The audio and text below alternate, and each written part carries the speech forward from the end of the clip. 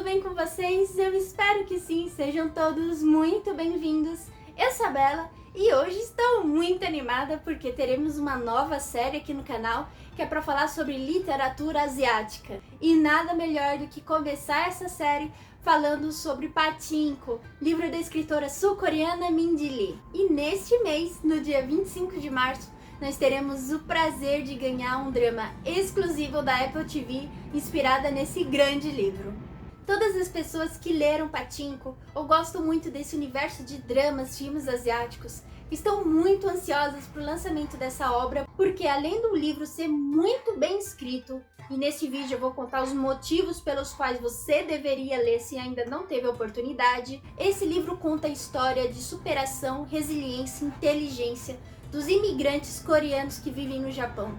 Então, se você gosta da cultura asiática e tem interesse em se aprofundar, aprender mais sobre a história coreana, esse livro aqui é a minha recomendação. Ele é muito bom, diferente e vai te surpreender. Vamos começar essa análise falando sobre a sinopse, do que se trata Pachinko. A história começa no ano de 1900 com a Sunja, uma adolescente de 16 anos que mora numa aldeia no litoral da Coreia. Certo dia, ela conhece e se apaixona por um misterioso e rico forasteiro que aparece na região de vez em quando para fazer negócios. Os dois acabam se envolvendo, ele promete o mundo a ela e não demora para ela descobrir que está grávida. Quando ela descobre a gravidez, fica extremamente feliz, em êxtase, e corre para contar a novidade para o cara que ela acredita que vai pedi-la em casamento.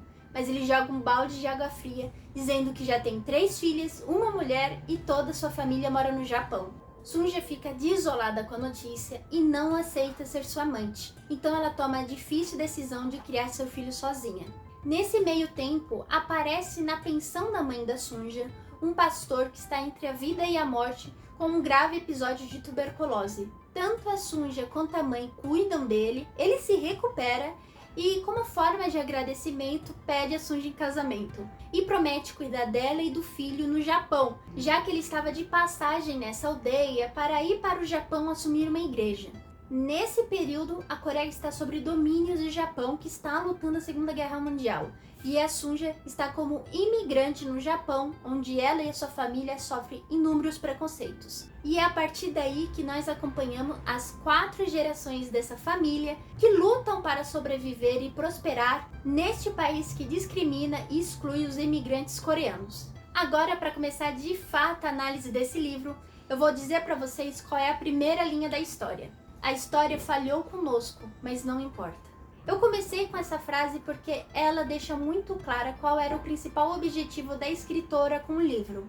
Era retratar a vida dos imigrantes coreanos no Japão e dar visibilidade que a literatura não ficcional jamais conseguiria dar por falta de documentos e por falta de informação. De acordo com a própria escritora, isso acontece não porque os historiadores são pessoas ruins ou elitistas, é porque realmente não tem informação. Então, por isso, a intenção de Pachinko é retratar a vida dessas pessoas comuns, pessoas muito corajosas, resilientes, inteligentes, que precisaram enfrentar inúmeros desafios, inúmeras barreiras, preconceitos, em um país onde claramente eles não eram bem recebidos e bem vistos.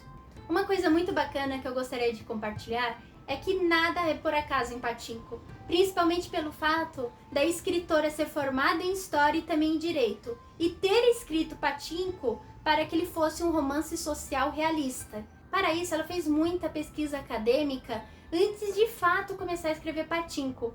E para a construção dos personagens, e são vários na história, ela fez muitas entrevistas com Zanishi. Eu acho que é assim que se pronuncia, mas é um termo utilizado para os coreanos residentes no Japão. Então ela foi em 2007 no Japão, entrevistou um monte de gente, ela foi para a Coreia também, entrevistou muitos coreanos que viviam lá, para conseguir construir um perfil para cada personagem. E isso é uma coisa muito bacana e um diferencial de Pachinko.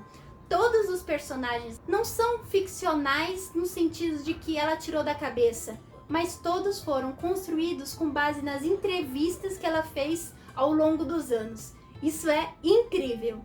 Aproveitando o gancho dos personagens, eu gostaria de comentar que uma coisa que diferencia Pachinko das outras obras é que a história não é contada por um único ponto de vista, que seria no caso da Sonja, mas sim o ponto de vista de diferentes personagens. Porque vale lembrar que estamos acompanhando a história de 4 gerações dessa família.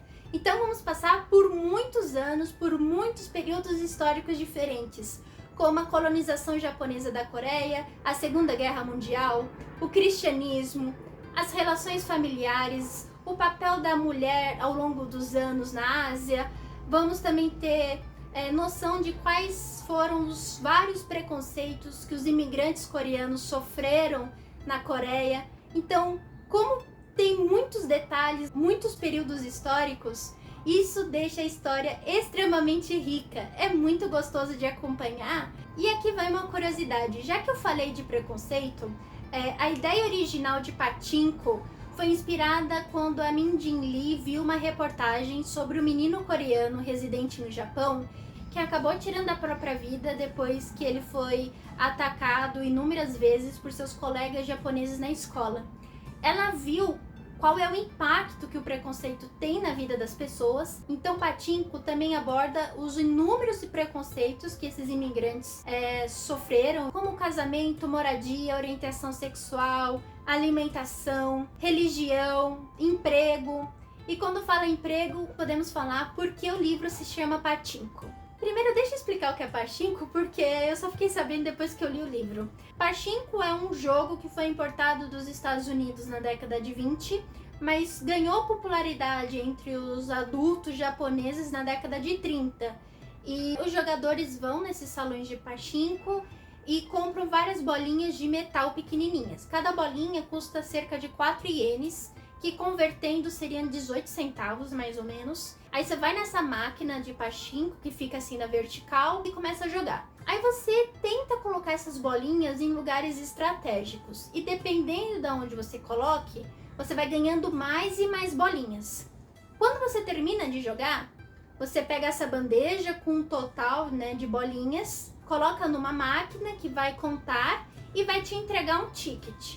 E esse ticket você vai conseguir trocar por prêmios. Até aí parece que é inofensivo, mas Pachinko também é uma contravenção. Por quê?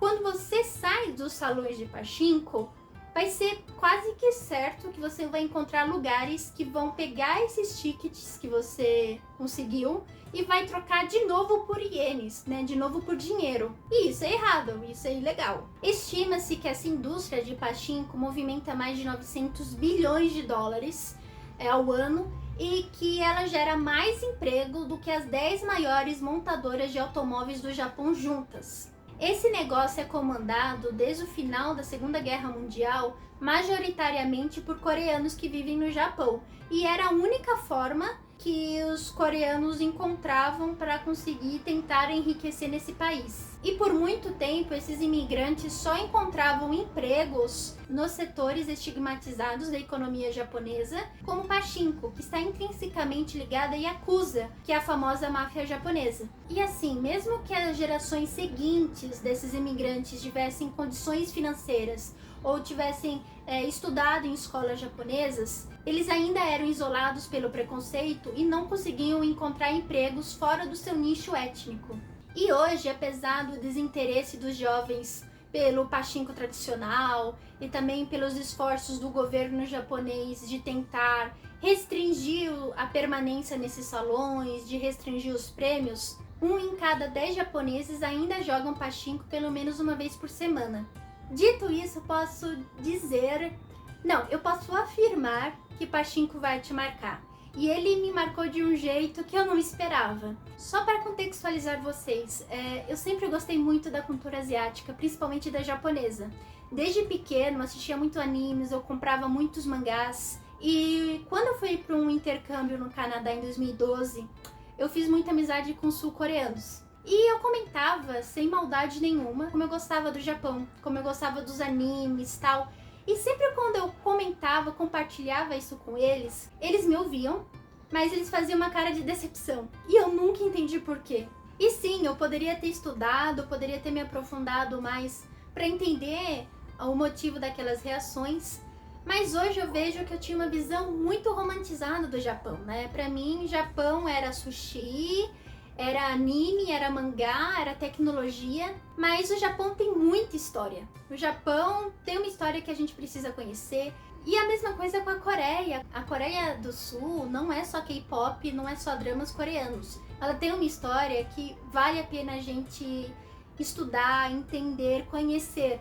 E Pachinko me abriu a mente em relação a isso. Eu consegui entender, por exemplo, por que a Coreia do Sul e o Japão se estranham até hoje.